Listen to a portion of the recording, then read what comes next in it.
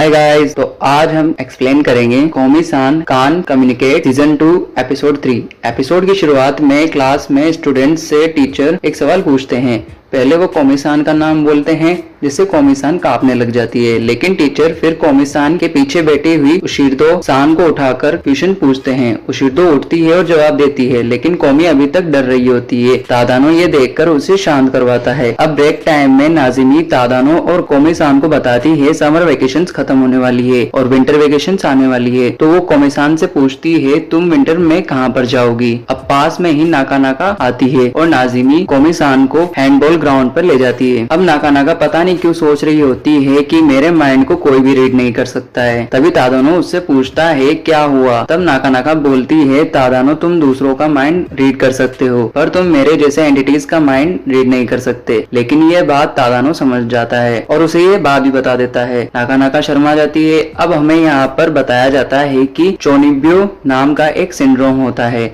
जिसमें आप लोगों के माइंड को समझ सकते हो और इसमें थोड़ा बहुत तादानो एक्सपर्ट होता है। तादानो नाका-नाका से पूछता है तुम कोमी-सान को अच्छे से जानना चाहती हो ना। वो हाँ बोलती है और नाका-नाका बोलती है इसलिए मुझे तुम्हारी हेल्प भी चाहिए। अब पीछे से यामाई-सान आकर तादानो से पूछती है तुम ये सब कैसे करते हो। इसलिए तादानो नाका-नाका और यामाई से पूछेगा कि कोमी को अलग अलग सिचुएशन में कैसा फील होता है। तो इसलिए नाका-नाका से यामाई को माइंड रीड करने के बारे में सिखाने के लिए वो उन दोनों से पूछेगा कि कोमी को अलग अलग सिचुएशन में कैसा फील होता है। अब हमें कोमी को दिखाया जाता है जो हैंडबॉल उठाने वाली होती है, लेकिन एक लड़की आकर उसे उठा लेती है।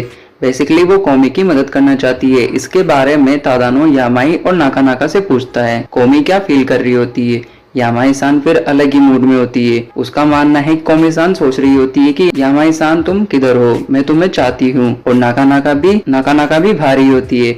वो कोमी की जगह तादानो के बारे में लिखती है। तादानो उनसे पूछता है पहले तो ये तुम मुझे बताओ ये व्हाइट बोर्ड कहाँ से लेके आए और दूसरा तुम दोनों गलत हो। अब तादानो बताता है कोमी भी उनकी मदद करना चाहती है। अब हमें 10 मिनट बाद क्लास में दिखाया जाता है। नाजिमी बताती है बाहर एक रेनबो निकला है। तो क्लास के सभी स्टूडेंट उसकी फोटो खींचने के लिए खिड़की के पास जाते हैं। तो तादानो इस सिचुएशन के बारे में यामाई और नाका-नाका से पूछता है। यामाई कोमी के बारे में लिखती है कि मैं रेनबो की एक फोटो लेना चाहती हूँ यामाई की तरह और सोशल मीडिया पर अपलोड करना चाहती हूँ। और नाका-नाका कोमी के प्रोस्पेक्टिव से नहीं बल्कि अपना ओपिनियन लिखती है। भला आकाश की फोटो खींचने में क्या खास बात है। तो तादानो अब कोमी का प्रोस्पेक्टिव बताता है कि कोमी भी रेनबो देखना चाहती है पर वहाँ स्टूडेंट्स जमा होने से वो वहाँ नहीं जा रही है। अब होम इकोनॉमिक्स प्रैक्टिस की क्लास होती है जिसमें नाजिमी कुछ वेजिस को धोने के लिए कोमी को कहकर चली जाती है। कोमी उन्हें धोते हुए फ्रीज हो जाती है। नाजिमी आती है और उससे पूछती है क्या हुआ। तादानो इस सिचुएशन के बारे में उनसे पूछता है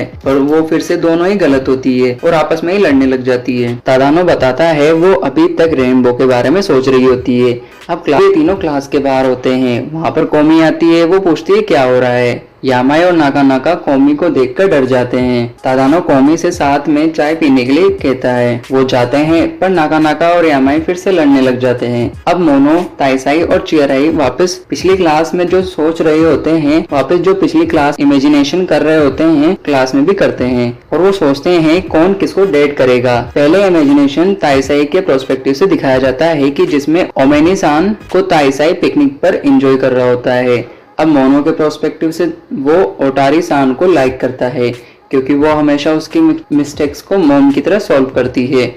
और इस बार चियराई कोमी को अपनी इमेजिनेशन में देखता है जो उसकी वाइफ होती है और असेसिन भी होती है जो उसे हमेशा प्रोटेक्ट करती है। तभी वहाँ पर कोमी भी आ जाती है और वो सभी वहाँ से चले जाते हैं। अब नेक्स्ट डे स्कूल में कोमी एंटर करती है और वो एक प्रिंसेस या महारानी की तरह लग रही होती है पर वो घर से ब्रेकफास्ट करके नहीं आई थी इसलिए उसे भूख लग रही होती है। ये है काटाई माकोटो जो बिल्कुल कोमी की तरह है। इसे भी लोगों के साथ कम्युनिकेट करने में मुश्किल होती है। इसने जब से कोमी को देखा है कोमी को ये अपना मास्टर मानता है पर कोमी और इसमें एक डिफरेंस है इनकी शक्ल में। काटाई की शक्ल ही ऐसी है कि ये कुछ नहीं करता फिर भी स्टूडेंट इससे डरते हैं। आज ये तादानो को लंच के लिए पूछने आता है पर वो भूल जाता है कि वो पूछने क्या है और वहाँ से जाने लगता है और वहाँ से चला जाता है।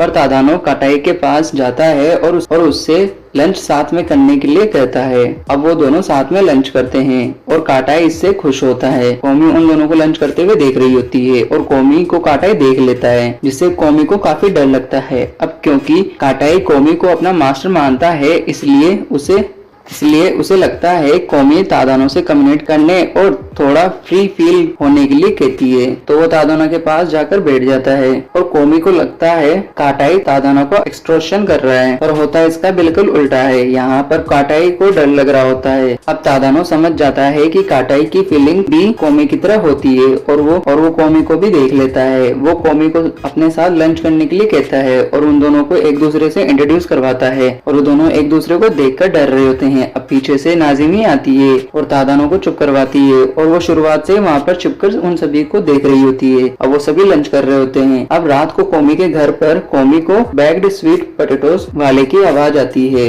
और वो अपने पापा से पैसे लेकर बाहर चली जाती है उसे ढूंढने और ट्रक के पीछे दौड़ती है। ड्राइवर को लगता है वो भूत है और डर जाता है। वो ट्रक को रोकता है और पूछता है तुम्हें कुछ चाहिए, पर कौमी मना कर देती है और वो जाने लगता है। कौमी फिर दौड़ते हुए आती है और ड्राइवर देखता है और रुकता है, पर कौमी चुपचाप खड़ी होती है। वो डर रही होती है, वो कम्युनिकेट उनसे नहीं कर पा रही होती है, तो वो वापस चला जाता है। कौमी फिर दौड़ते हुए भागती है और वो इस बार समझ जाता है। वो कौमी से पूछता है तुम्हें कितने स्वीट पोटैटोस चाहिए। कौमी पहले 1, फिर 2, फिर डायरेक्ट 5 बताती है और वो लेकर जाने लगती है। अब हमें तादानो को दिखाया जाता है जो पिछले फंक्शन में लड़की बना था, उसके बारे में सोच रहा होता है और साथ ही कौमी के बारे में भी सोच रहा होता है। और आप लोग कुछ और मत समझ लेना।